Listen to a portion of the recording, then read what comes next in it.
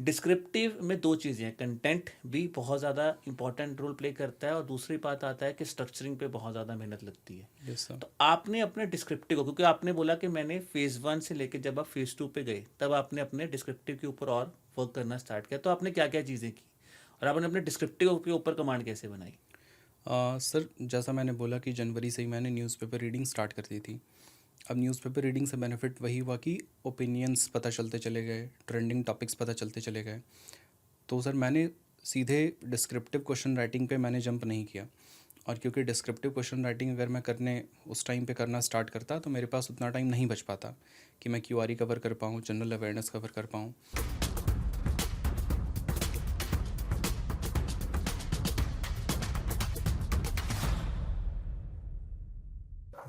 So hello everyone. So guys, today we have with us one of our achievers who has recently cleared the RBI Grade B 2024 examination.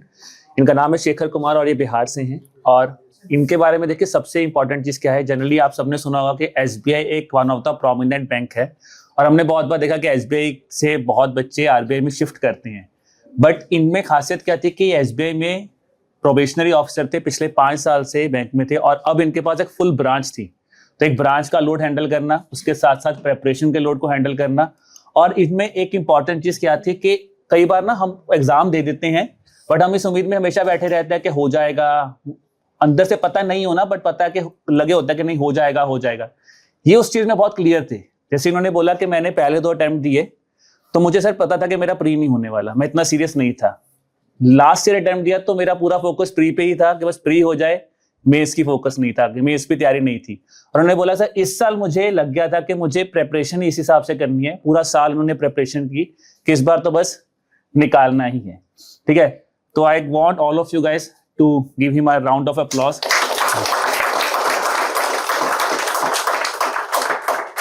तो शेखर ये एक achievers batch है जो हम अपने selected candidates को देते हैं, तो आप प्लीज लगा लीजिए बैच यहाँ पे।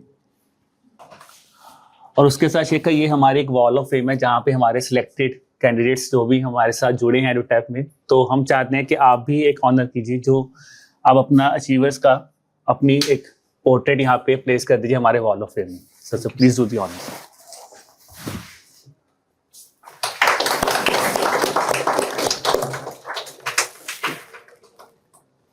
शेखर आप कुछ कहना चाहते हैं यहाँ पे? मैं बस एक ही बात कहूँगा कि इस पूरे ड्यूरेशन में मैंने बस एक ही चीज़ देखी कि कंसिस्टेंट रहना है, बिना कंसिस्टेंसी के कुछ नहीं हो सकता है। This was my 4th attempt, so I had options for to give up like after first attempt, second attempt and even after third attempt, but consistency was the key जो मुझे आज यहाँ तक लेकर के आई। दूसरी चीज़, खुद से ऑनेस्ट रहना है। हम लोग अपना एम तो डिसाइड कर लेते हैं but we don't become honest with the preparation that we do. So honesty is one of the most important things कि भाई आप जिस रीज़न के लिए कर रहे हैं वो रीज़न हमेशा आपके माइंड में रहना चाहिए कि भाई क्यों आप इस चीज़ को कर रहे हैं। That's all, thank you. Anyone? और एक चीज और है कि इन्होंने सारी की सारी प्रिपरेशन एडोटैप से की है, तो ये 2021 से ही हमारे साथ जुड़े हुए हैं। उन्होंने बोला कि सर मैंने कोर्स लिया हुआ था बट मैंने सीरियसली कोर्स को स्टार्ट किया 2023 में जब मेरा 2 बार प्रीलिम्स नहीं हुआ था। सर मेरा आपसे एक क्वेश्चन है, आपने बोला कि कंसिस्टेंसी बहुत इंपॉर्टेंट है सर, लेकिन हम ऑलरेडी जॉब कर रहे थे तो हमारा जो मूड है ना वो बॉस के मूड पे डिपेंड कर रहा होता है। अगर बॉस सिर पे हाथ रख दे तो हम बहुत खुश हो जाते हैं, फिर दिन तैयारी का मन ही नहीं करता कि जॉब बहुत अच्छी चल रही है। जब बॉस ने काट दे तो पूरा तैयारी का मन करता है कि यार आज तो पढ़नी पड़ेगी, जॉब निकलना है इससे आगे।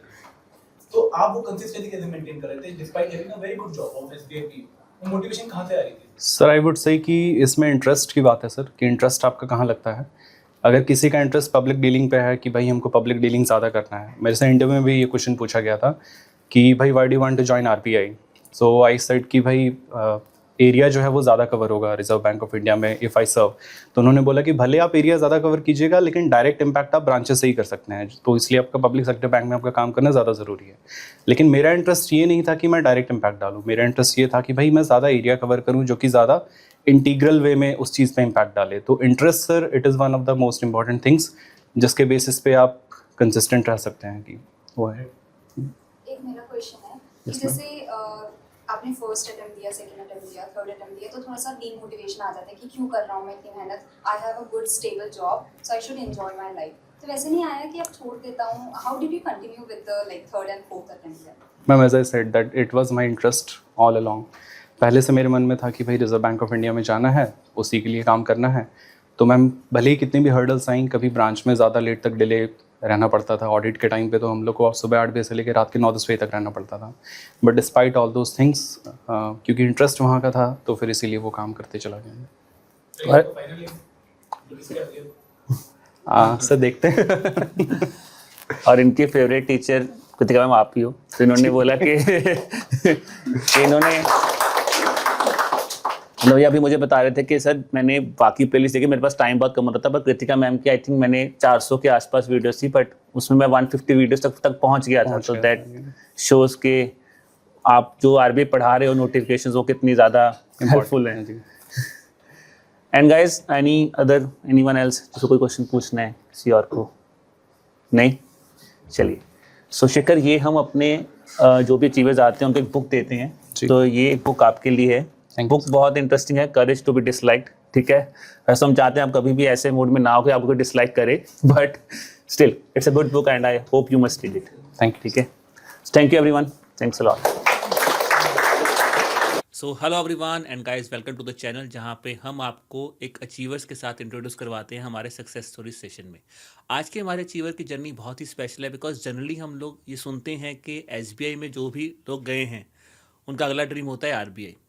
बट क्या वो ड्रीम इतना ईजिली अचीव हो जाता है? क्या हम इतने ज़्यादा, हमें ये तो पता है कि एसबीआई से हम आरबीआई में जाएंगे, बट क्या इतना ईजी है एसबीआई से आरबीआई में जाना? और इतनी, अगर आपके पास एक प्रॉपर ब्रांच हो जहाँ पे आपको पता है कि उस पूरी ब्रांच को भी संभालना है, सारा काम करना है, और उसके बाद एक मन का टारगेट हो कि मुझे आरबीआई निकालना है, so that is something very very special. And today we have a very special guest with us, so I welcome you mister Shekhar. Thank you sir. और शेखर से हम बहुत बातें करेंगे दोस्तों, जहाँ पे अगर आप एक वर्किंग एस्पिरेंट हैं, चाहे आप बैंकिंग में हैं, चाहे आप नॉन बैंकिंग प्रोफेशनल भी हैं, पर वर्किंग एस्पिरेंट हैं, तो किस तरह से आपको अपने आप को प्रिपेयर करना है, मोटिवेट करना है, इंस्पायर करना है, वो सब आज आप शेखर से समझोगे। तो शेखर, मेरा पहला क्वेश्चन आपसे यही है कि जब जैसे आपकी जर्नी रही है बैंकिंग के ऊपर ही, तो आपने 2019 में as a clerical post join की थी इलाहाबाद बैंक में, and then in 2021 you joined SBI as a probationary officer. In 2020 sir. 2020 you joined as a SBI as a probationary officer. तो मैं सबसे पहले ये जानना चाहूँगा कि जनरली अगर हम एक नॉर्मल एस्पिरेंट्स की बात करें तो हमारे लिए तो SBI लगना भी बहुत बड़ी बात हो जाती है कि SBI लग गया, बस हो गया, सरकारी नौकरी आई, सही है। तो पहला पॉइंट मैं यही जानना चाहूँगा कि व्हाट कीप्स यू मोटिवेटेड कि मुझे यहाँ पे रुकना नहीं है, मुझे तो अब मेरी फाइनल डेस्टिनेशन तो कुछ और ही है, वहाँ पे जाना। और कब आपने डिसाइड किया? 21 में डिसाइडेड था कि आरबीआई से स्टार्ट करना है, या फिर पहले एसबीआई में सेटल हुए फिर आपने सोचा कि अब आरबीआई की तरफ जाते हैं? Sir to be very honest, SBI join करने से पहले सर एग्ज़ाम का मुझे उतना आइडिया नहीं था, Reserve Bank of India grade B का। एसबीआई ज्वाइन करने के बाद में जो हम लोग का बैच था उसमें कुछ बैचमेट्स थे जिन्होंने मुझे इस एग्ज़ाम के बारे में बताया। और सर मेन मोटिव जो एग्ज़ाम देने का था वो सर हम लोग मैनेजमेंट में भी एक चैप्टर पढ़ते हैं जिसमें मोटिवेशन के बारे में बताया जाता है, तो उसमें मैस्लो का है, वो उसमें बताया जाता है कि भाई ह्यूमन टेंडेंसी है कि हम लोग हमेशा ऊपर की तरफ ग्रोथ करना चाहते हैं। तो sir state bank of India जो कि है वो पब्लिक डीलिंग के लिए है, लेकिन reserve Bank of India being a regulator it is the utmost step in the banking sector. और सर हर बैंकर का मतलब, अगर मैं बस ये बोलूँ कि सिर्फ मेरा सपना, तो ये गलत होगा सर। हर बैंकर का एक सपना होता है कि वो एक दिन सेंट्रल बैंकर बने, क्योंकि इस फाइनेंशियल सेक्टर में, इस बैंकिंग सेक्टर में उससे बड़ी चीज़ तो कुछ नहीं है सर। तो sir this was the thing which motivated me and I opted for reserve Bank of India sir. I think वही, जैसे हम नॉर्मल एस्पिरेंट्स के लिए यूपीएससी होता है, आरबीआई के लिए IAS officer is SB banking के लिए IAS officer is, I can say, reserve Bank of India. तो जैसा हम लोग बाहर भी डिस्कस कर रहे थे, जब आपने डिसाइड किया कि मुझे अब आरबीआई करना है, आपने खुद बोला कि मुझे 2 अटैम्प्ट तो मैंने जस्ट एक एसबीआई के फंड में दिए। तो मैं ये जानना चाहता हूँ कि जब आपने पहला अटैम्प्ट दिया, आपने सोच लिया कि मुझे आरबीआई देना है, तो फर्स्ट अटैम्प्ट में आपका क्या एक्सपेक्टेशन था? Were you just giving the examination to understand कि किस तरह का एग्ज़ाम आता है, या फिर आपको था कि नहीं यार एसबीआई भी तो निकला ही है अभी, और अभी हम लोग इन टच में भी हैं तो इसको भी निकाल देंगे? सर मेरे साथ जो सबसे बड़ी दिक्कत थी स्टार्टिंग के 2 अटैम्प्ट्स में, वो ये थी कि I was not aware about the syllabus कि भाई क्या पूछा जाता है, किस पैटर्न पे पूछा जाता है। तो जो फ़्लो था क्यूआरई का, जनरल अवेयरनेस का, जो बैंकिंग के प्रिपरेशन के टाइम का था, वो तो था बना हुआ, लेकिन रिज़र्व बैंक ऑफ इंडिया में उस चीज़ को कैसे अप्लाई करना है उस चीज़ का आइडिया मुझे नहीं था। क्योंकि सर बैंकिंग की जब हम लोग तैयारी करते हैं तो हम लोग ज़्यादा फोकस करते हैं जनरल अवेयरनेस में, करंट अफेयर्स सेक्शन पे, जो नॉर्मल करंट अफेयर्स होते हैं। लेकिन जब हम रिज़र्व बैंक ऑफ इंडिया के प्रिपरेशन में आते हैं तो उसमें पीआईबी आपका एक अलग फैक्टर करता है, न्यूज़पेपर का भी अलग आपका फैक्टर है, फिर आपका फाइनेंशियल सेक्टर का जितना न्यूज़ है वो सब अलग फैक्टर प्ले करता है। तो इन सब चीज़ों को समझ करके करने में, मतलब I was appearing for the examinations but I was not so sure. क्योंकि वो पैटर्न का सर आइडिया उतना नहीं था मुझे, तो इसलिए सर। और जब शेखर, जैसे आपने बोला कि मुझे आइडिया नहीं था, मैं जानना चाहता हूँ कि ये एक बहुत इंपॉर्टेंट पॉइंट आपने रेस किया है कि जब भी हम कभी भी किसी भी एग्जामिनेशन की प्रिपरेशन करते हैं, being a working professional, because time बहुत लिमिटेड होता है, ठीक है, एग्ज़ाम है मन में कि दिन है, जैसे आपने बाहर भी बोला कि मन में तो होता है दिन है। How crucial is the understanding of previous year question paper and the syllabus, because working professionals के लिए बहुत बड़ा इशू है क्या, क्योंकि अगर मैं फ्री हूँ तो मेरे पास एम्पल टाइम है, मेरे पास टाइम भी कम है, मुझे तैयारी भी करनी है, पढ़ना भी है। तो आपको क्या लगता है कि अगर कोई भी वर्किंग प्रोफेशनल तैयारी कर रहा है तो उसका बेसिक सिलेबस को, प्रीवियस से क्वेश्चन पेपर को लेकर और एक टारगेट स्कोर को लेकर कितना क्लैरिटी होनी ज़रूरी है? सर आई वुड से कि सिलेबस को लेकर सबसे ज़्यादा क्लैरिटी होनी चाहिए। प्रीवियस ईयर क्वेश्चंस को लेकर के सर क्लैरिटी उसके बेसिस पे हम लोग डिसाइड नहीं कर सकते हैं कि आरबीआई कैसा क्वेश्चन आगे पूछेगा। जैसे इस साल भी हम लोगों ने देखा 2023 के मेंस में सर डायरेक्ट क्वेश्चंस पूछे गए थे मेंस में, स्कीम से हो चाहे रिपोर्ट से हो। लेकिन इस साल के मेंस में डायरेक्ट क्वेश्चंस नहीं पूछे गए थे, ज़्यादातर कंसेप्चुअल क्वेश्चन थे और ज़्यादातर थिंकिंग कैपेसिटी वाले क्वेश्चंस थे। तो सर प्रीवियस ईयर क्वेश्चंस से ये चीज़ आइडिया लगाया जा सकता है कि हाँ भाई कहाँ कहाँ से क्वेश्चन पूछा जा रहा है, लेकिन उसके बेसिस पे अपनी आगे की स्ट्रैटेजी को प्रिपेयर करना, that I would not suggest. क्योंकि भाई आरबीआई का जो सिलेबस है वो काफ़ी एग्जॉस्टिव है, तो आरबीआई का सिलेबस अच्छे से अंडरस्टैंड करना है। और रिजर्व बैंक ऑफ इंडिया की सबसे अच्छी बात है कि जो वो नोटिफिकेशन रिलीज़ करता है उसमें वो सब चीज़ लिख करके देता है कि भाई हम यहाँ से पूछने वाले हैं, तो आप यहाँ से पढ़ के आओ। तो उसको समझना बहुत ज़रूरी है sir. And that something very good he set कि जनरली पीवाईक्यूज़ को हम बोलते हैं कि आप एनालिसिस कीजिए, बट उनका पॉइंट्स ये है कि आप पीवाईक्यूज़ से समझिए कि क्वेश्चंस कहाँ से आते हैं, बट ये मत सोचिए कि सिर्फ यही क्वेश्चन आएगा। क्वेश्चन का रेंज बहुत वाइड है and that is something really good he has explained. Now coming back to our working culture, और फिर हम पेपर के बारे में भी डिस्कस करेंगे। बीइंग अ वर्किंग प्रोफेशनल और स्पेसिफिकली जब आप एक ब्रांच को हेड कर रहे हो, मतलब हम जनरल केस में अगर बैंक में जा रहे हो तो हमारे लिए ब्रांच मैनेजर भगवान होता है, और आप तो बहुत लोगों के लिए इस ब्रांच में एक भगवान की तरह काम कर रहे हो, और एसबीआई के पास बहुत बड़ा कस्टमर बेस है। यस। तो मैं जानना चाहता हूँ कि जो आपका वर्किंग टाइम होता होगा यार, बहुत एग्जॉस्टिव टाइम्स होते हैं। We have heard from many aspirants and to the students also कि एसबीआई में सबसे बड़ा टाइम है सर, टाइम का नहीं पता कब होना है। तो जब आपने डिसाइड किया 2 अटेम्प्ट्स के बाद कि अब मुझे, आपको आइडिया लग गया कि आपने पेपर देखा, सब कुछ देखा, तो किस हिसाब से आपने आपको प्लान किया? क्योंकि प्लानिंग बहुत इंपॉर्टेंट है। Yes, sir. कंसिस्टेंसी तो है बट एक स्टडी प्लान होना, और ये कोई फिक्स आवर्स भी नहीं है, मतलब किसी दिन आप हो सकता है जल्दी आए हों। जनरली तो मुझे नहीं लगता आप जल्दी आए होंगे। अगर लोगों की जॉब 9 से 6 है तो आपकी शायद 9 से 9 या 9 से उससे लेट ही हुई होगी जो जनरली मैंने सुना है बैंक मैनेजर्स के बारे में। तो आपने कैसे मतलब प्लान कैसे बनाया कि क्या एक स्टडी प्लान रखा होता है आपने अपनी प्रिपरेशन सर में? सबसे पहले तो सिलेबस आइडेंटिफाई किया जिसके बारे में हम लोगों ने बात कर ली। दूसरा स्टेप सर वही था टाइम आइडेंटिफाई करना कि भाई कौन सा टाइम ऐसा रहे जिसमें हमको बिना किसी हर्डल के लगातार टाइम मिलते चला जाए। तो पहले यही आइडिया है कि भाई रात में पढ़ करके देखते हैं, बैठते हैं 10 बजे से लेकर 12-1-2 बजे तक पढ़ेंगे। लेकिन सर रात में क्या बहुत ज़्यादा डिस्टर्बेंस आती है, कभी किसी दोस्त का कॉल आ गया, कभी अगल बगल में कोई फंक्शन हो रहा है तो वहाँ पे गाना बज रहा है, कभी अपने फैमिली में कोई फंक्शन है, कभी ब्रांच में बहुत ज़्यादा काम हो गया तो थक कर के आए हैं, तो रात का time was not suitable for me. तो मैंने आइडेंटिफाई किया कि भाई रात को जल्दी सो जाते हैं, फिर सुबह उठते हैं। सुबह में जो कि है सर 5 बजे से लेकर 9 बजे तक का मेरे पास स्लॉट था। तो वो टाइम ऐसा था जहाँ पे ना तो कोई डिस्टर्बेंस था, पूरी दुनिया सो रही है, आपके पास पूरा सन्नाटा है, पूरी शांति है, आप आराम से फोकस्ड होकर के पढ़ सकते हो। तो वो टाइम मेरे लिए काफ़ी ज़्यादा सही रहा। इन केस कभी रात में टाइम मिल जाता था तो उसको भी मैं यूटिलाइज़ करता था। और सर जो वीकेंड्स हो गए, वीकेंड्स का बहुत क्रूशियल रोल है, क्योंकि आरबीआई का जब हम लोग सिलेबस देखेंगे तो उसमें कुछ कुछ चीज़ें ऐसी हैं जो आप वीकडे पे नहीं कवर कर सकते हैं। जैसे फाइनेंशियल रिपोर्ट हो गई, एनुअल रिपोर्ट हो गई, ये सब बहुत ज़्यादा एग्जॉस्टिव है। इकोनॉमिक सर्वे हो गया, अगर आप ये चाहिएगा कि भाई हम 4-4 घंटे में ख़त्म कर लें उसको, तो वो पॉसिबल नहीं है। तो सर उन सब के लिए वीकेंड बहुत ज़्यादा क्रूशियल रोल प्ले करता था, क्योंकि उसको आराम से टाइम दे करके समझ करके उसमें कंसेप्ट क्या है, क्योंकि जब आप इकोनॉमिक सर्वे पढ़ने बैठिएगा तो ऐसा नहीं है कि आपको सारी चीज़ें उसमें समझ में आएंगी। उसमें बहुत सारे पॉइंट्स ऐसे रहते हैं जिसमें आपको फिर कंसेप्चुअल क्लैरिटी चाहिए, तो अब उस पर आपको रिसर्च करनी पड़ेगी, उसके बारे में आपको जानना पड़ेगा। तो वीकेंड्स का भी सर बहुत बड़ा रोल है, आप कैसे यूटिलाइज़ करते हैं उस चीज़ पे डिपेंड करता है। तो टाइम मैनेजमेंट बहुत बड़ा रोल प्ले करता है sir. I think he has said a very good thing guys, and I think जो भी एस्पिरेंट्स वर्किंग एस्पिरेंट्स हैं उन्होंने बहुत अच्छा पॉइंट बोला कि जनरली ना हम जब ये रिपोर्ट्स की बात करते हैं, जैसे उन्होंने बात किया, और जो रिपोर्ट्स मेंशन्ड है, हम लोग ये बोलते हैं सर वो 25 पेज की 30 पेज की रिपोर्ट है तो वो ना हो नहीं रही सर। आई थिंक उन्होंने उनका पॉइंट बहुत सही है कि मुझे पता है यार ये 2 घंटे 3 घंटे में तो नहीं होगी, इसके लिए टाइम बहुत ज़्यादा चाहिए, और उसके लिए शायद इन्होंने डेडिकेटेड टाइम स्लॉट जैसे बोला वैसे आप भी रख सकते हैं।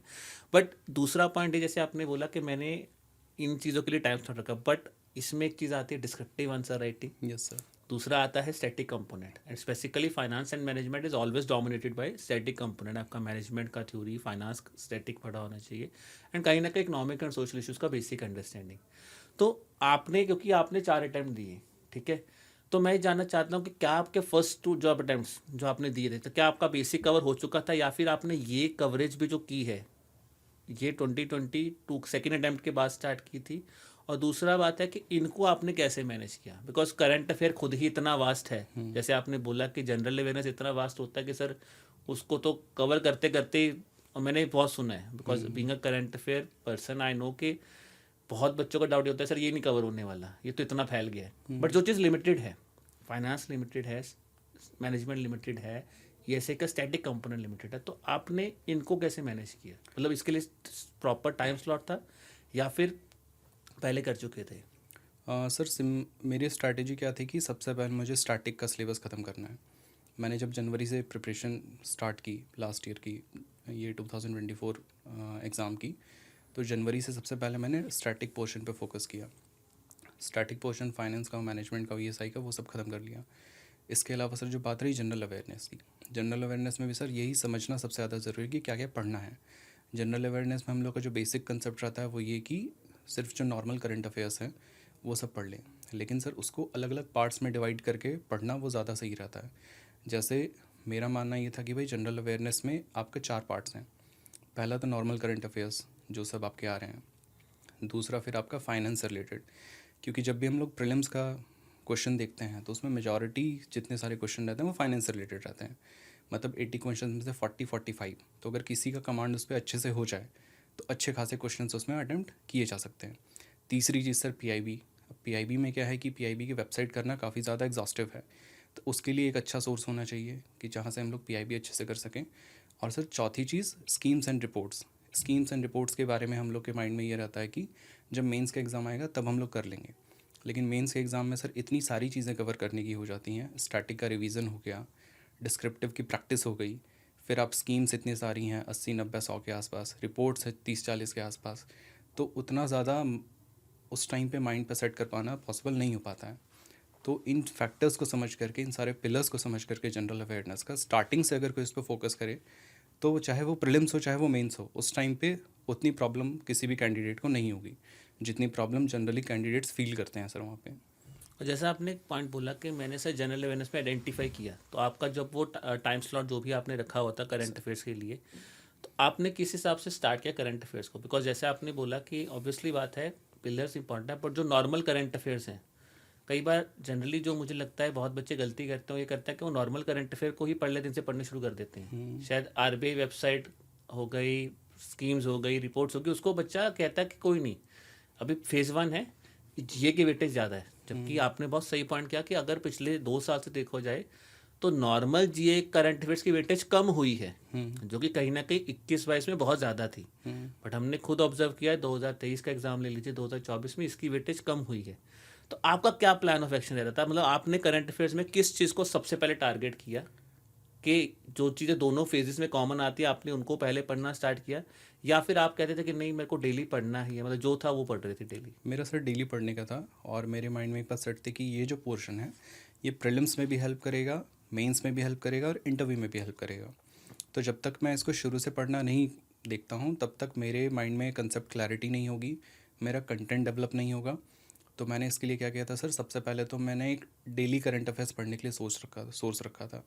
अफेयर्स क्लाउड एक बढ़िया सोर्स है, उसमें डेली करंट अफेयर्स आते हैं। बस उसमें आइडेंटिफाई करने आना चाहिए कि कौन सा न्यूज़ हम लोग को पिक करना है, कौन सा छोड़ना है, क्योंकि वो भी सर 30-35 पेज की PDF रहती है। वो डेली का सोर्स हो गया। दूसरा सर एक मंथली सोर्स एक रिवीजन के लिए रखना ज़रूरी है, ताकि साथ साथ लाइन में पिछले महीने का रिवीजन भी होते चला जाए। तो सर उसके लिए मैंने ब्रजेश मोहन सर की जो मैगज़ीन थी PIB की, उस पे मैंने ज़्यादा फोकस किया वहाँ से। फिर सर स्कीम्स और रिपोर्ट्स जो है, जैसा मैंने बोला, वो शुरू से करना है। डेली सिर्फ एक एक स्कीम एक रिपोर्ट भी कोई करता है तो अच्छा खासा कंटेंट डेवलप हो जाता है सर उसके माइंड में। और सर चौथी चीज़ न्यूज़पेपर से 2 चीज़ें पता चलती हैं। पहला तो कि किस चीज़ की इम्पोर्टेंस है अभी हम लोग के टाइम पे, हम लोग बोल सकते हैं क्या चीज़ ज़्यादा ट्रेंड कर रहा है, और जनरली क्वेश्चंस उन्हीं सब चीज़ों से पूछे जाते हैं। दूसरी चीज़ सर क्या कि ओपिनियंस पता चलते हैं न्यूज़पेपर से, और वो ओपिनियंस आपको डिस्क्रिप्टिव में हेल्प करते हैं, आपको इंटरव्यू में हेल्प करते हैं। अब जो लोग सर इंटरव्यू की तैयारी करते हैं, चाहे मेंस की तैयारी करते हैं, अगर न्यूज़पेपर पे फोकस नहीं करेंगे या फिर मेंस या इंटरव्यू के टाइम पे करेंगे, तो उन लोग के पास तब भी लिमिटेड ओपिनियंस होंगे या लिमिटेड कंटेंट रहेगा उस 1 महीने का ड्यूरेशन का।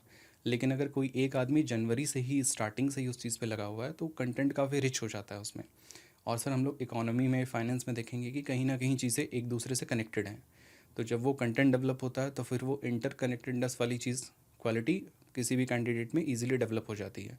और इस चीज़ का बेनिफिट आपको सर मेंस में भी मिलेगा और इंटरव्यू में मिलेगा सर। बहुत बहुत बहुत बढ़िया बात आपने बोली है कि मुझे लगता है बहुत ही सिंप्लीफाई इन्होंने कर दिया है कि जो भी बच्चे हमसे पूछते हैं ना कि सर कौन सा सोर्स पढ़े, कैसे पढ़े, I think you can hear from him cat how he has manage him.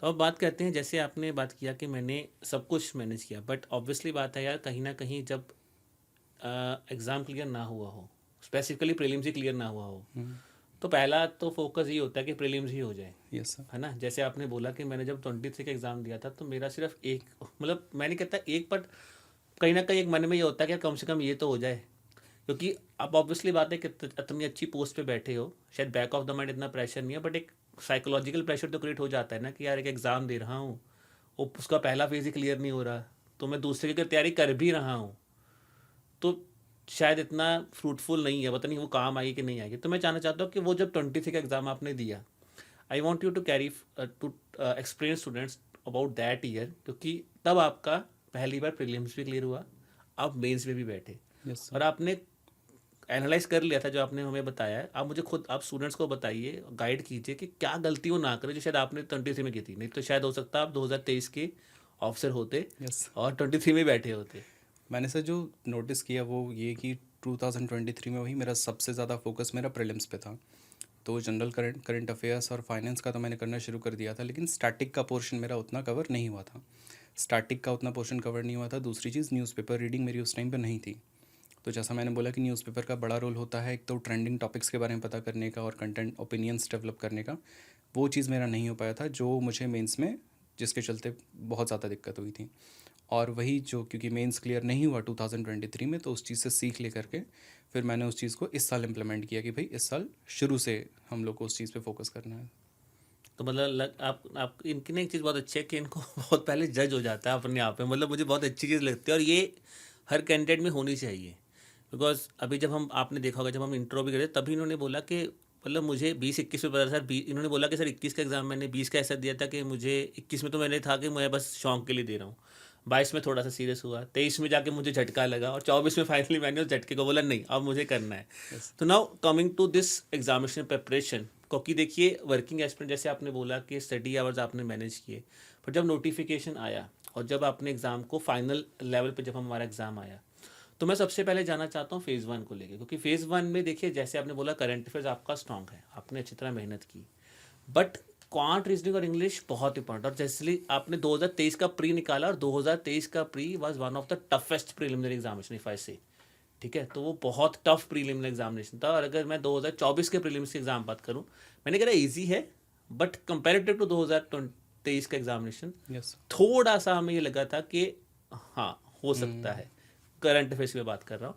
But overall जब आपको नोटिफिकेशन आया तो आपने सबसे पहले जो क्वांट, रीजनिंग और इंग्लिश है इसको कैसे पकड़ा, और क्या स्ट्रेटजी अपनाई नोटिफिकेशन का, मतलब क्या चेंजेस किए अपने प्लान में? सर क्वांट रीजनिंग के लिए भी मैंने जनवरी से इस प्रिपरेशन स्टार्ट कर दी थी, लेकिन क्योंकि करंट अफेयर्स का इतना ज़्यादा स्कोप था कि बहुत ज़्यादा टाइम क्वांट रीजनिंग के लिए नहीं बचता था।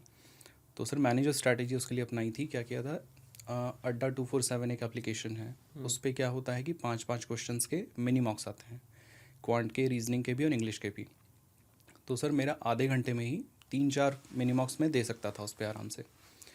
तो जब मैंने 6 दिन दिए हफ्ते में, तो सर 6 3 18 18-20 के अराउंड मेरे पास मिनी मॉक्स हो गए। अब सर एक मिनी मॉक में करीब 5 क्वेश्चन रहते हैं, 18 5 90 क्वेश्चंस में, जो कि एक वीक में सॉल्व कर रहा हूँ सभी चीज़ों के।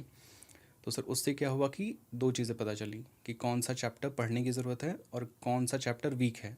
जैसे बोटन स्ट्रीम मुझे पढ़ने की ज़रूरत पड़ी, ये चीज़ मुझे वही मिनी मॉक्स दे करके पता चला। और टाइम स्पीड एंड डिस्टेंस में मुझे कंसेप्ट दोबारा डेवलप करना था, क्योंकि उसमें स्पीड बहुत ज़्यादा स्लो हो गई थी।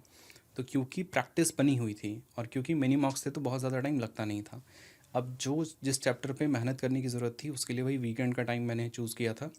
क्यों? क्योंकि 3-4 घंटे का वीडियो होता है उसका कंसेप्ट का, वो वीडियो देख लिया मैंने। फिर उसके बाद 12 बजे के बाद से जितने क्वेश्चंस हो पाए, 40-50 क्वेश्चन, वो सब क्वेश्चंस प्रैक्टिस कर लिए। तो कंसेप्ट भी डेवलप हो गया, जो वीक पोर्शन है वो वीक पोर्शन को भी और स्ट्रॉन्ग कर लिया। और जब अगले हफ्ते वो मिनी मॉक का जब फेज़ स्टार्ट होता है, तो वो ट्राई करते हैं कि जो चैप्टर्स हम लोगों ने पढ़ लिए हैं उसमें अब क्वेश्चंस नहीं छूटने चाहिए या फिर उसमें स्पीड स्लो नहीं होनी चाहिए। तो सर क्या हुआ कि प्रीलिम्स का नोटिफिकेशन, ये आरबीआई का नोटिफिकेशन आने तक 5-6 चैप्टर्स पे अच्छा खासा फिर कमांड हो जाता है, क्योंकि प्रैक्टिस में अब रेगुलर है। लेकिन जैसे ही आपका नोटिफिकेशन आता है तो फिर ये आपकी रिस्पॉन्सिबिलिटी है कि आप प्रीलिम्स पे अब ज़्यादा फोकस हो जाइए, अब मिनी मॉक से काम नहीं चलने वाला है। तो सर तब मैंने क्या किया था कि मेंस का जो मैं पोर्शन स्टैटिक वाला कवर कर रहा था उसको मैंने तब स्किप कर दिया। जैसे ही नोटिफिकेशन आई तब मैं सेक्शनल मॉक्स पे स्विच कर गया, चाहे वो जीए के हों चाहे वो मैथ्स के हों। उससे क्या हुआ कि जो टाइम मैनेजमेंट का था एग्ज़ाम में, उस चीज़ का आइडिया चलते चला गया। और फुल मॉक्स के लिए वही मैंने वीकेंड रखा, क्योंकि फुल मॉक का एनालिसिस करना इन सब के लिए काफ़ी ज़्यादा टाइम चाहिए, और अगर सेम डे आप नहीं करते हैं तो उसका आई डोंट थिंक कि उतना बेनिफिट उसका वहाँ पे मिल पाता है। और जैसे ही फिर प्रीलिम्स का एग्ज़ाम ख़त्म हो जाए, 1-2 दिन रेस्ट करके फिर से आप दोबारा मेंस पे स्विच कर जाइए, चाहे वो आपका डिस्क्रिप्टिव राइटिंग हो, चाहे वो आपका रिवीजन हो, चाहे वो और कुछ हो सर। तो ये सर मेरी स्ट्रैटेजी थी वैसे। लेकिन उन्होंने बहुत ही ब्रिलियंट, मैं मतलब मुझे लग रहा है काफ़ी बच्चे ने इनकी स्ट्रैटेजी सुन के बोल रहे हैं कि यार इन्होंने बोला मैं 4 घंटे पढ़ता हूँ, पर जितना ये चीज़ें गिना रहे हैं वो 4 घंटे में होती कैसे है? तो मेरा भी आपसे सवाल यही है, क्योंकि आपने इतना कुछ प्लान किया, तो मतलब आपने टाइम डिवाइड किया होता कि 4 घंटे के सब पार्ट्स होते थे कि यार 1 घंटा इसके लिए, 1 घंटा इसके लिए? यस सर, आधा घंटा मेरा अफेयर्स क्लाउड पे जाता था, डेली करंट अफेयर्स वाला। 1 घंटा मेरा जो मंथली मैगजीन था उसके रिवीजन पे जाता था। आधा से पौन घंटा मेरा न्यूज़पेपर पे जाता था, क्योंकि न्यूज़पेपर में जो सब फाइनेंस से रिलेटेड है या गवर्नमेंट इनिशिएटिव है, सिर्फ उसी चीज़ों पे मेरा ज़्यादा फोकस रहता था। इसके अलावा सर आधा घंटा से 40 मिनट मेरा क्यूआरई का मिनी मॉक्स पे जाता था। अब उसमें दोनों चीज़ कर सकता है आदमी, या तो एक एक तीनों सब्जेक्ट के मिनी मॉक्स दे दे डेली, या फिर किसी एक सब्जेक्ट के 3-4 मिनी मॉक्स दे दे, ताकि ज़्यादा थोड़ा रिच कंटेंट वहाँ पे मिल पाए। तो सर ऐसे अराउंड आपके पास 3-3.5 घंटे में ये हो जाता है। इसके अलावा जो मेंस का स्टैटिक हो गया, वो या तो आप फ्री टाइम में अपना वीडियो देख सकते हैं, नहीं तो शाम को जब घर आते हैं तब आधा 1 घंटा दे सकते हैं।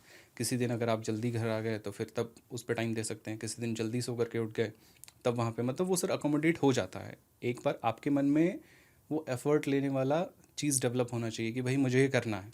जब आप एक बार ठान लीजिएगा कि भाई मुझे ये करना है, तो फिर आप अपने आप अकॉर्डिंगली अकोमोडेट करते चले जाइएगा। मेरे साथ में सर क्या था कि मेरी ब्रांच 22 किलोमीटर्स दूर है जहाँ पे मैं रहता हूँ।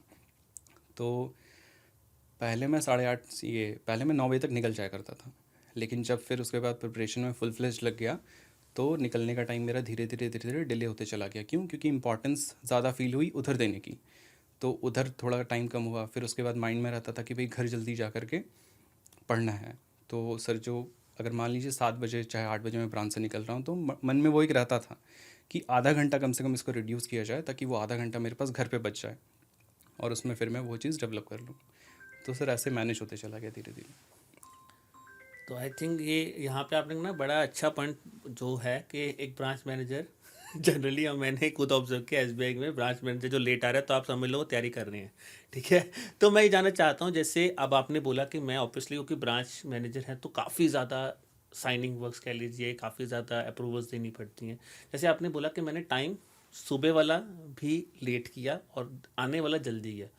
तो इसमें आपके जो स्टाफ थे, क्योंकि उनको ऑब्वियसली आपने बताया होगा कि मैं तैयारी कर रहा हूँ, उनका आपको सपोर्ट कितना रहा? बिकॉज ये चीज़ अगर सपोर्ट ना हो तो और ज़्यादा मुश्किल हो जाए, बिकॉज आई थिंक वो प्रेशर ज़्यादा क्रिएट हो जाता है कि इतना काम भी करना है।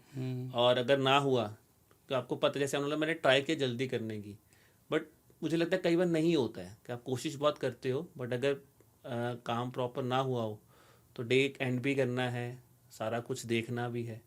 तो आपका जो स्टाफ था बैंक का, उसका कितना बड़ा रोल रहा है इस प्रिपरेशन में, इस टाइम मैनेजमेंट में आपने? उसका सर काफ़ी बड़ा रोल रहा है, और इसको सर मैं अपना लक ही बोलूँगा कि वो लोग काफ़ी सपोर्टिव थे इस चीज़ में।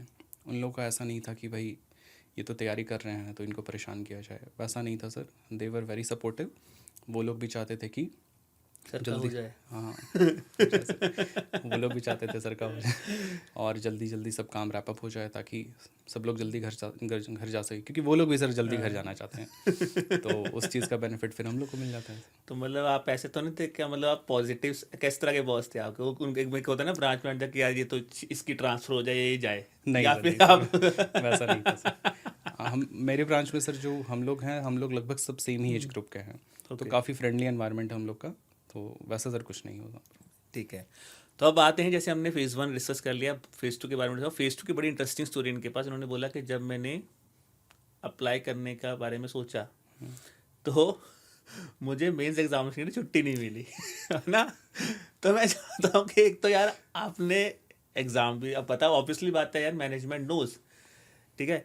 तो मैं थोड़ा सा जानना चाहता हूँ कि from the perspective of an individual, because वो कहीं, मैं सेटबैक नहीं बोलता उसको, बट कहीं ना कहीं यार माइंड थोड़ा सा डिस्ट्रेस तो हो जाता है कि यार पेपर देना और छुट्टी नहीं दे रहे। तो somehow you manage, I know, और कर लेते। तो मैं चाहता हूँ कि जब आपको, तो कि मैं थोड़ा सा जानना चाहता हूँ कि मैनेजरियल रिलेशंस आपके कैसे थे? मतलब you were very cordial, they were very cordial somehow, they, मतलब क्योंकि इंटेंशनली तो वो छुट्टी नहीं रोक रहे होंगे यार, है ना। ऐसा तो नहीं कि उन्होंने बोला कि छुट्टी नहीं देनी, बट जब पता चला छुट्टी नहीं देनी है तो फिर क्या करा? मतलब कोई तिकड़ाबाजी लगाई होगी। सर आई गेस कि देखिए, बैंकिंग में ऐसा है कि ऊपर से ही प्रेशर नीचे आते चला जाता है, वो डाउनवर्ड डायरेक्शन में काम करता है।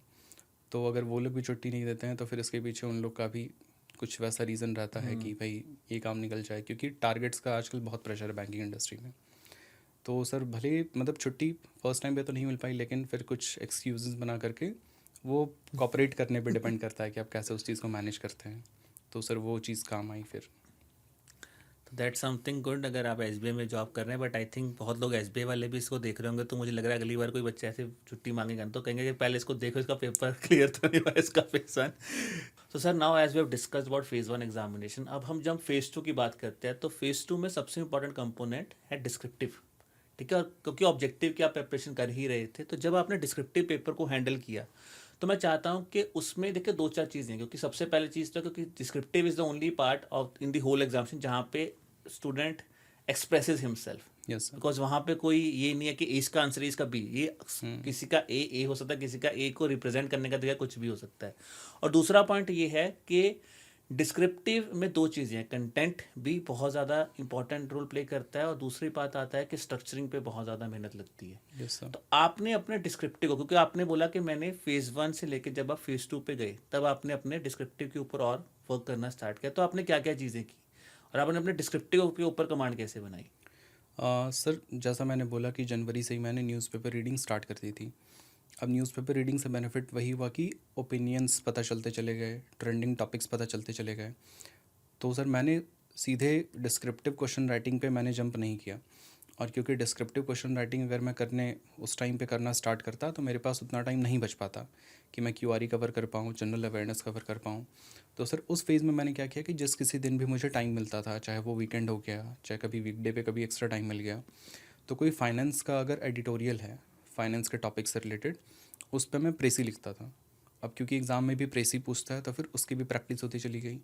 अब क्योंकि आप एडिटोरियल से प्रेसी लिख रहे हैं तो फिर आप में वो एक सेलेक्टिव क्वालिटी डेवलप होती है कि कौन से पॉइंट रिलेवेंट्स हैं, कौन से पॉइंट रिलेवेंट नहीं हैं। और फ्रेमिंग का भी आता है क्योंकि आपने एडिटोरियल पढ़ करके लिखा है, एडिटोरियल खुद पूरा फ्रेम करके लिखा हुआ है। वहाँ पे पढ़ करके आपको पता चल रहा है कि भाई पहले हमको क्या लिखना चाहिए, बाद में हमको क्या लिखना चाहिए। प्रेसी की भी प्रैक्टिस हो रही है, आपका कंटेंट भी डेवलप हो रहा है और आप में सेलेक्टिव क्वालिटी भी डेवलप होते चली जा रही है। 1-2 महीने ये सब चीज़ कर लिया, मतलब जब तक आपके पास प्रीलिम्स का एग्जामिनेशन तक का टाइम है, और अगर आप जनवरी-फरवरी से प्रिपरेशन स्टार्ट कर रहे हैं तो 5-6 महीने आपके पास रहते हैं। ये चीज़ कंटिन्यू करते करते आप में ये तीनों क्वालिटी डेवलप होती चली जाती हैं। फिर आप स्विच कर जाइए जिस टाइम आपका प्रीलिम्स का एग्जामिनेशन कवर हो जाता है, तब कि भाई हम लोग क्वेश्चंस की प्रैक्टिस करें। और वो जो प्रेजी लिखने का था फाइनेंस के एडिटोरियल से रिलेटेड, वो चीज़ उस टाइम पे काफ़ी काम आती है। आपको फ्रेमिंग का भी आइडिया हो जाता है, कंटेंट भी इतने दिन में आपका डेवलप हो गया और स्पीड भी बन जाती है क्योंकि आप इतने दिन से कीबोर्ड पे टाइपिंग का प्रैक्टिस भी करते चले आ रहे हैं। तो सर ये इस चीज़ ने मुझे हेल्प किया। और सर जब भी कुछ टाइप करते हैं हम लोग तो टाइप करने के बाद में मैंने क्या किया, चैट जीपीटी और गूगल जेमिनी पे मैं उसे चेक करवा लेता था प्रॉम्प्ट डाल करके, तो उन लोग का भी अच्छा ओपिनियन शेयर होता था, कहाँ पे ग्रामर मिस्टेक है, कहाँ पे स्पेलिंग मिस्टेक है, और कहाँ पे और इम्प्रूवमेंट हो सकता है, कहाँ पे क्या चीज़ नहीं लिखना चाहिए, कहाँ पे कौन से वर्ड्स की जगह कौन से दूसरे वर्ड्स का यूज़ किया जा सकता है ज़्यादा इम्पैक्टफुल इस चीज़ को बनाने के लिए। तो जो चैट जीपीटी और गूगल जेमिनी जो है, इन दोनों चीज़ों ने भी काफ़ी ज़्यादा हेल्प किया सर। तो अल्टीमेटली सर क्योंकि 5-6 महीने की रेगुलर प्रैक्टिस थी, तो वो चीज़ कहीं ना कहीं हेल्प की सर एग्ज़ाम। और अगर हम आगे बात करें सर, जैसे डिस्क्रिप्टिव आपने बहुत बेटर एक्सप्लेन किया और आपने बहुत सही बोला कि अगर आपके पास और सोर्सेज नहीं है तो I think now you have very free sources, chat GPT है, जेमिनी है। Now on the other hand if I talk about here this years descriptive paper में, जहाँ पे जनरली क्या होता है कि ना अब डिस्क्रिप्टिव पेपर भी कहीं ना कहीं थोड़ा सा डिमांडिंग इन दैट केस है कि बहुत ब्रॉडर विजन पे क्वेश्चन पूछे जाते हैं, ठीक है। तो मैं चाहता हूँ कि आप स्टूडेंट्स को थोड़ा सा गाइड करें। जैसे आपने बोला मैंने फाइनेंस एडिटोरियल्स पढ़े थे और मैं इन चीज़ों को पढ़ रहा था। In that context if you are working any profession, we are working और नॉन वर्किंग, डिस्क्रिप्टिव को ब्रॉडर एंगल में कवर करने के क्या बेसिक्स होने चाहिए? क्योंकि आप इतने एडिटोरियल्स पढ़ रहे हैं और जनरली क्या होता है, हम एडिटोरियल पढ़ लेते हैं और उसको छोड़ देते हैं, बट उसको कैसे रिलेट करना है एग्ज़ाम से, किस टॉपिक से रिलेट करना है, तो आपकी उसके रिगार्डिंग अगर आप स्टूडेंट को गाइड करें तो बहुत अच्छी बात होगी सर। सर आई वुड से कि इकोनॉमिक्स हो और फाइनेंस हो, ये दोनों चीज़ें सर काफ़ी इंटरकनेक्टेड एक दूसरे से। स्कीम्स भी हम लोग पढ़ रहे हैं, रिपोर्ट्स भी हम लोग पढ़ रहे हैं, फाइनेंस के एडिटोरियल्स भी हो रहे हैं, स्टैटिक भी हो रहा है, और सर ये चारों चीज़ कहीं ना कहीं इंटरकनेक्टेड है। अगर हम लोग ये बोले कि अगर कोई फाइनेंस का क्वेश्चन है तो उसमें सिर्फ हम लोग फाइनेंस सब्जेक्ट से रिलेटेड ही चीज़ें हम लोग लिख सकते हैं, तो ये चीज़ गलत है।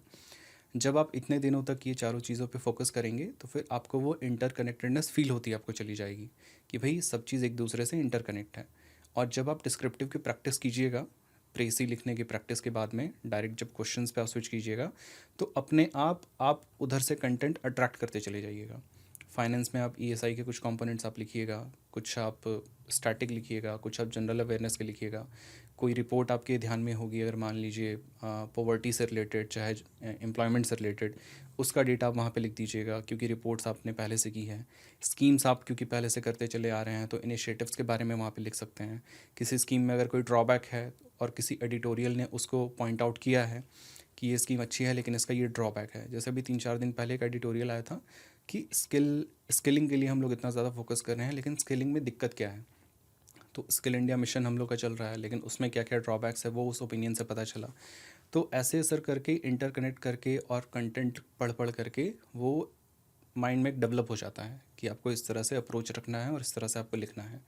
और सर मेरे ओपिनियन में जब तक ये चीज़ आपके माइंड में डेवलप नहीं होता है तब तक जो आरबीआई डिज़ायर करता है डिस्क्रिप्टिव एग्जामिनेशन में वो चीज़ कवर नहीं हो पाएगी।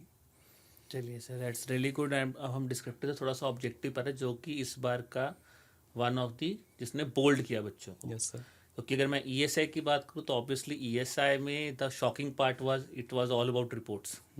स्कीम्स आई ही नहीं, मतलब आई हैं तो बहुत कम आई हैं, जितने पहले बहुत ज़्यादा आती थी। और अगर फाइनेंस एंड मैनेजमेंट की बात तो उसमें भी कुछ क्वेश्चन ऐसे आए थे जो कि कम्प्लीटली अनएक्सपेक्टेड या क्लीन बोल्ड टाइप के क्वेश्चन थे। बिकॉज जब मैं जले सर हम लोग पेपर दे तो हम लोग भी आपस में ही सोच रहे थे कि ऑब्जेक्टिव क्या है आरबीआई का ये चीज़ पूछने का। मतलब reports we can say ESI में रिपोर्ट्स पूछी हैं तो एक चीज़ मान सकते हैं, बट फाइनेंस में कुछ क्वेश्चंस थे जो हमें भी लगा ये क्यों ही पूछ रहे हैं।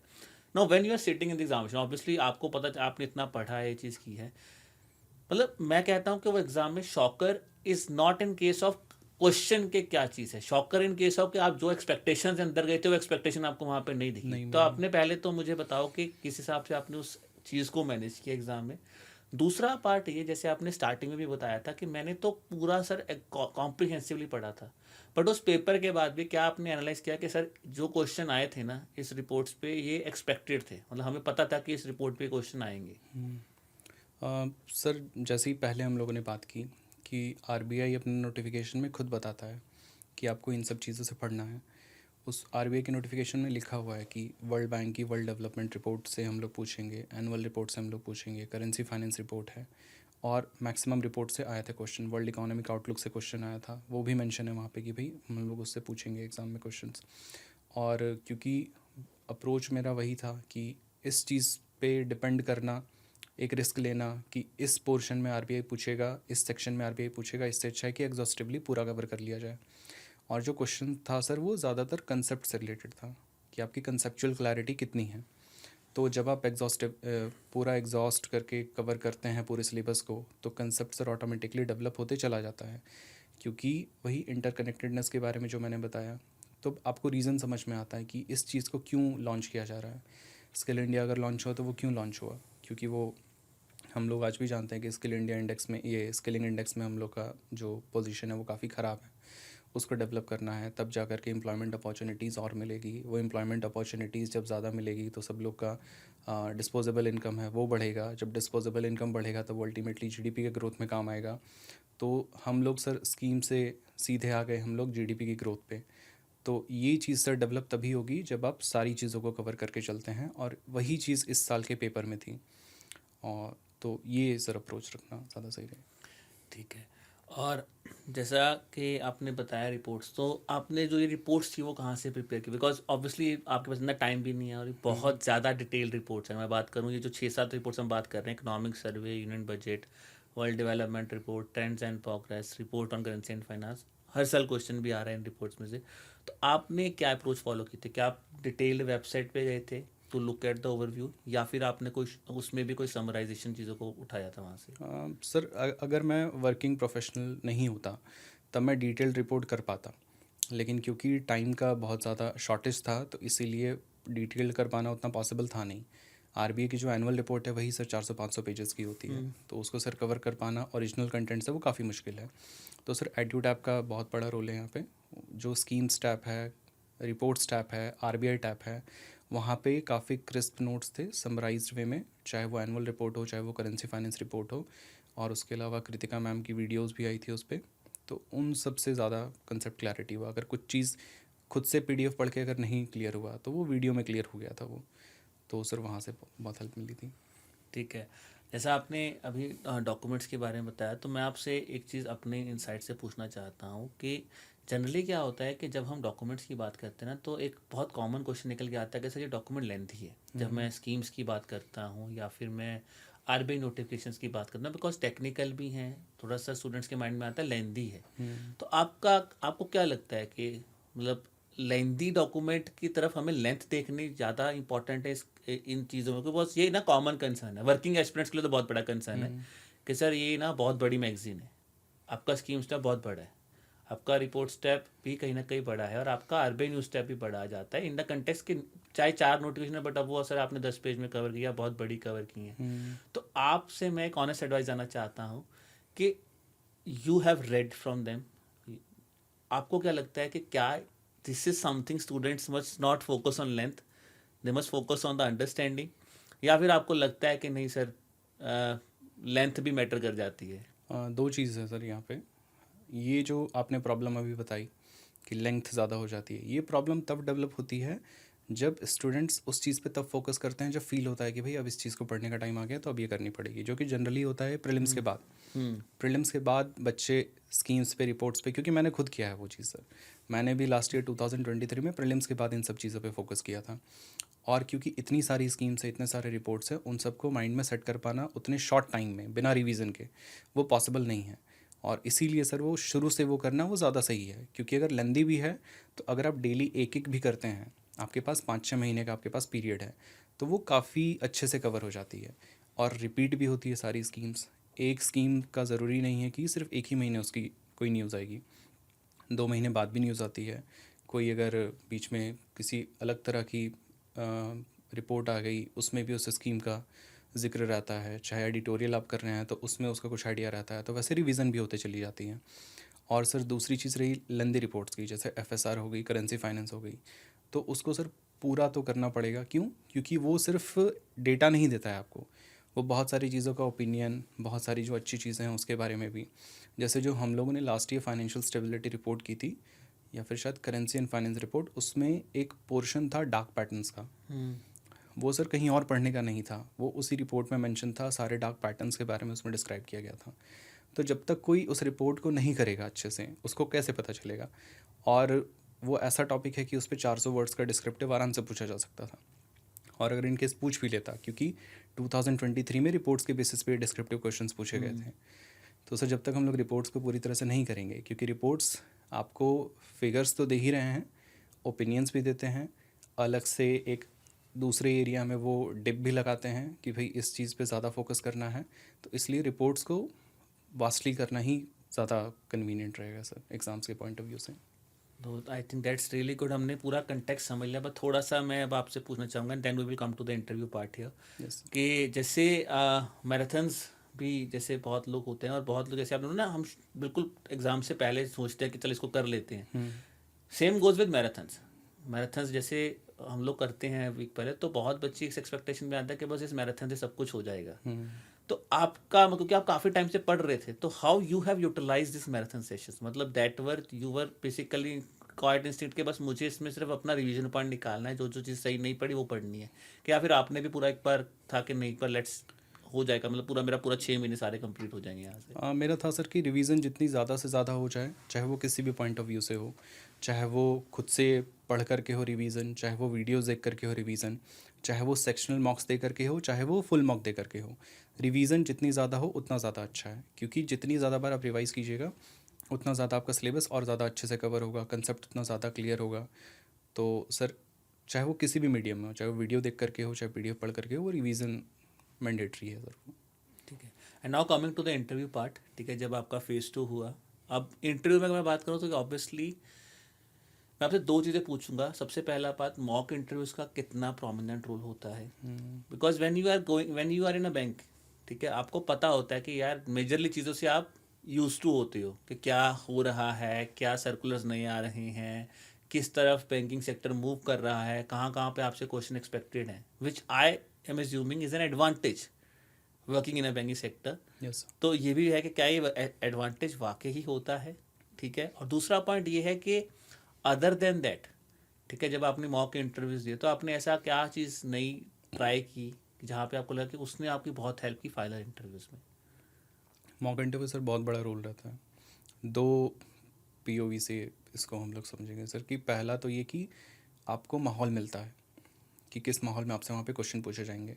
जब तक आप उस माहौल में नहीं काम कीजिएगा आपको आइडिया नहीं लगेगा। दूसरी चीज़, इंटरव्यू में क्वेश्चंस किधर राउंड ले लेते हैं, किस साइड घूम जाते हैं, कोई नहीं डिसाइड कर सकता है। तो वो भी कहाँ से डेवलप होगा, तो मॉक इंटरव्यू से ही डेवलप होगा।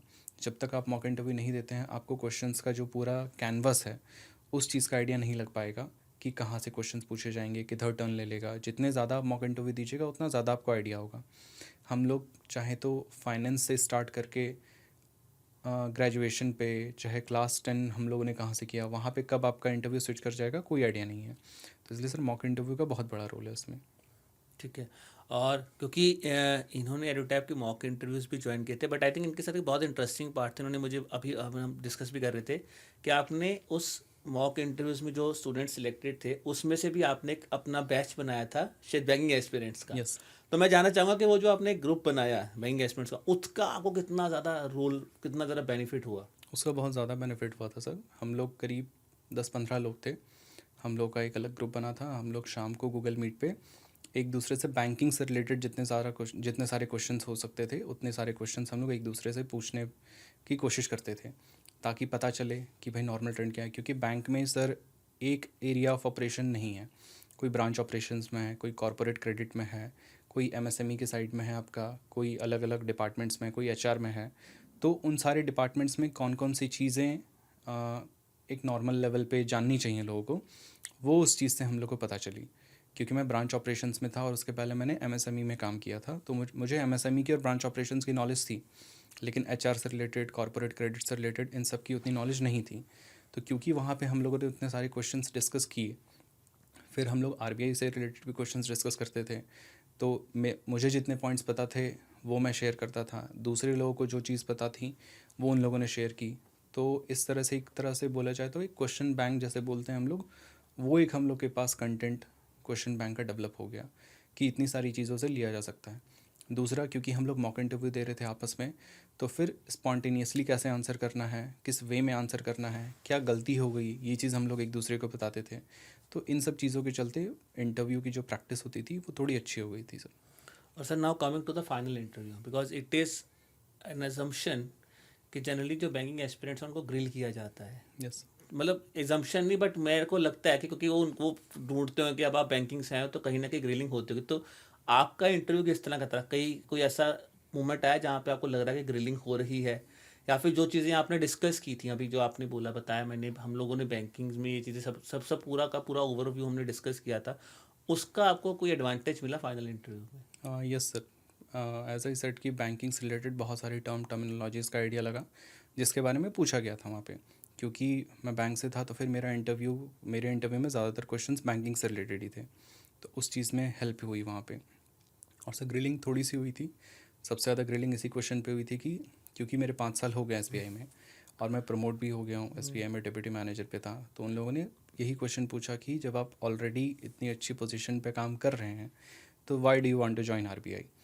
और उस क्वेश्चन पे सर थोड़ा ग्रिलिंग चला था। बिकॉज दैट इज़ वट जहाँ से हमने भी शुरुआत की है Yes. कि यार अगर आप इनिशियल स्टेज में तो वो मतलब लोग होते हैं, जब आप 5 साल में प्रॉपर ब्रांच हेड कर रहे हैं तो आई थिंक शायद उसका आपने बहुत अच्छा आंसर दिया कि अब कहीं ना कहीं इंटरेस्ट जाग गया था कि मुझे अब डायरेक्ट बैंकिंग की जगह ओवरव्यू पे थोड़ा सा ब्रॉडर एरिया पर्सपेक्टिव में डील करना है। Yes. ठीक है।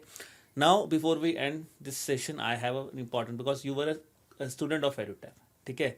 So I want to know from you कि as an institute, because we are an online institute, ठीक है, ऑफलाइन हम नहीं हैं, और आपको हमारा साथ जो आपका एक्सपीरियंस था, बिकॉज आप काफ़ी साल से जुड़े हो एडुटैप के साथ, आपने जैसे बताया कि मैंने डॉक्यूमेंट्स रीड किए हैं, मैंने कंसेप्ट नोट्स पढ़े, मैंने समरी शीट्स पढ़ी, तो थोड़ा सा अगर मैं आपसे पूछूं कि आपका ओवरऑल एक्सपीरियंस, मतलब क्या चीज़ें आपको ये लगी कि जो आपको अट्रैक्ट किया जिसने एडुटैप में आपको?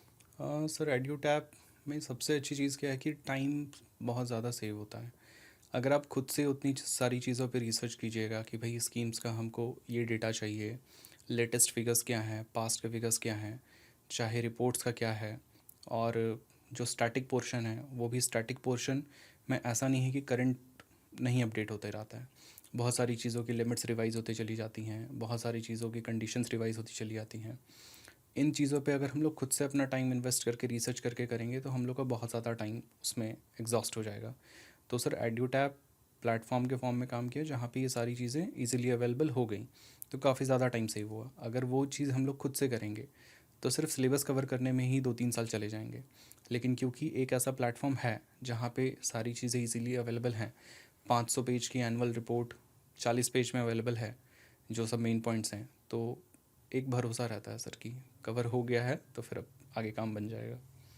और अगर मैं बात करूं in terms of support system, क्योंकि एक तो होता है कंटेंट साइड में कि कंटेंट मिल रहा है, दूसरा होता है कई बार आप लो फील कर रहे होते हो या किसी टीचर से इंटरेक्ट करना है या कभी कोई डाउट आया है, तो in context of the overall support system, तो वहाँ पे आपको हमारी तरफ से कितना सपोर्ट मिला मैं जानना चाहूँगा, और कैसा था आपका वो वाला एक्सपीरियंस? बिकॉज कंटेंट वाला एक्सपीरियंस आपने जैसे शेयर भी किया कि काफ़ी अच्छा था, बट सपोर्ट साइड एक्सपीरियंस क्योंकि वो जनरली दिखते नहीं है, but that plays a very important role, तो आपका सपोर्ट एक्सपीरियंस कैसा था सर? जब भी सर डाउट्स होते थे तो फिर वहाँ पे क्वेश्चन पोस्ट करने या क्वेरी पोस्ट करने का ऑप्शन है, उसका रिस्पॉन्स टाइम से आ जाता था, उसमें कभी कोई डाउट नहीं हुआ। दूसरा चीज़, जितने भी लाइव सेशंस हुए हैं, चाहे आपके चाहे कृतिका मैम के, तो लाइव सेशंस में एक चीज़ मैंने देखी है कि कभी भी कोई भी डाउट किसी को रेज़ होता है तो एट अ टाइम उसको वहाँ पे सॉल्व कर दिया जाता है। तो सर सपोर्ट सिस्टम भी काफ़ी अच्छा है, सिर्फ ये नहीं है कि आप कंटेंट ले लो, अब आपके भरोसे। And now before on a closing remark if I say, तो अगर सर आप एक लास्ट क्लोजिंग रिमार्क किसी स्टूडेंट को देना चाहते हैं who is aspiring to become RBI officer और let's say any regulatory bodies examination he wants to work, So, what are the 3 key things that everyone must work on if he wants to clear the examination? Irrespect, मतलब basically तो working aspirant ही है, but ये नहीं है कि यार एक कई बार ना वर्किंग एस्पिरेंट में एक एक्सक्यूज भी आ जाता है कि यार ये तो इनके पास तो बहुत टाइम है, हमारे पास टाइम बहुत कम है. बट मैं चाहता हूँ कि आप सर वो 3 क्लियर पॉइंट्स बताओ कि यार ये वो एक्सक्यूज नहीं है, वो एडवांटेज भी तो है ना. उनके पास प्लान बी नहीं, आपके पास प्लान बी भी है. तो कौन सी ऐसे 3 पॉइंट्स हैं जो आप चाहते हैं कि हर एक वर्किंग एस्पिरेंट को, अगर वो इस एग्ज़ाम को सीरियसली टारगेट कर रहा है, ये तो करने ही पड़ेंगे? सबसे पहला चीज़ sir I would say honesty. खुद से ऑनेस्ट रहना पड़ेगा. आप उस चीज़ के लिए प्रिपेयर किस रीज़न से कर रहे हैं, क्यों कर रहे हैं, वो चीज़ हमेशा आपके माइंड में रहना चाहिए. क्योंकि अगर आप खुद से ऑनेस्ट नहीं रहिएगा प्रिपरेशन के टाइम पे, तो वो चीज़ कहीं ना कहीं रिज़ल्ट के टाइम पे रिग्रेट पैदा करती है कि उस टाइम पे हमको ये चीज़ कर लेना चाहिए था, वो कर लेना चाहिए था. तो ऑनेस्टी रहनी चाहिए सर. दूसरी चीज़ कंसिस्टेंसी. होता है फेलियर्स भी आती हैं, लेकिन फेलियर से डर करके कभी भी गिव अप नहीं करना है. कंसिस्टेंसी हमेशा मेंटेन करके रखनी है. सर मेरा खुद चौथे अटैम्प्ट में हुआ है. तो consistency is the key. And sir third thing which I would like to say is understanding your routine, your syllabus. That is very important. क्योंकि आप कॉपी नहीं कर सकते हैं दूसरे से कि वो ऐसा कर रहा है तो फिर मैं भी ऐसा करूं. आपको रफ़ एक आइडिया मिल जाएगा, लेकिन उस चीज़ को कैसे एग्जीक्यूट करना है वो आपको अपने इंडिविजुअल लेवल पे ही डिसाइड करना पड़ेगा कि मेरा ये टाइम है. अब जैसे ब्रांच ऑपरेशंस में दिन भर टाइम नहीं मिलता है, लेकिन अगर मान लीजिए कोई बैक ऑफिस में है, उसके पास दिन में अगर 1-2 घंटा मिल पा रहा है किसी तरह से, आधा घंटा तोड़ के, चाहे 15 मिनट तोड़ के, तो उसको वो यूटिलाइज़ करना सीखे. अगर कोई 5-6 बजे तक निकल जा रहा है, जैसे हम लोग देखते हैं कि क्लरिकल कैडर में 5-6 बजे तक छुट्टी हो जाती है, तो वो उस एक्स्ट्रा टाइम को यूटिलाइज़ करें. तो वो सर इंडिविजुअल लेवल पे डिपेंड करता है कि आप अपनी स्ट्रैटेजी को कैसे रिवाइज़ करते हैं, कैसे डिवाइज़ करते हैं. तो ये तीनों चीज़ सर मेरे पॉइंट ऑफ व्यू से काफ़ी इंपॉर्टेंट है प्रिपरेशन के लिए. Sir thanks a lot for giving us your precious time. और मैं उम्मीद कर रहा हूँ दोस्तों आपने काफ़ी चीज़ें सर से सीखी होंगी, क्योंकि देखिए जनरली अगर हम बैंकिंग एस्पिरेंट्स की बात करते हैं तो बहुत स्टूडेंट्स स्पेसिफिकली जो बैंक में काम कर रहे हैं उनके माइंड में बहुत चीज़ें आई होंगी, और मुझे उम्मीद है कि आज आपके काफ़ी डाउट्स सर ने रिजॉल्व किए होंगे. तो sir again thanks a lot for giving us your precious time, thank you sir. And we wish you all the best. And I hope कि दिस इज़ द फाइनल जो आपने एक dream किया है. बाकी is it the final one or is it something that you are still planning? I have not decided that yet, sir. Chalo sir, thanks a lot sir. Thank you so much.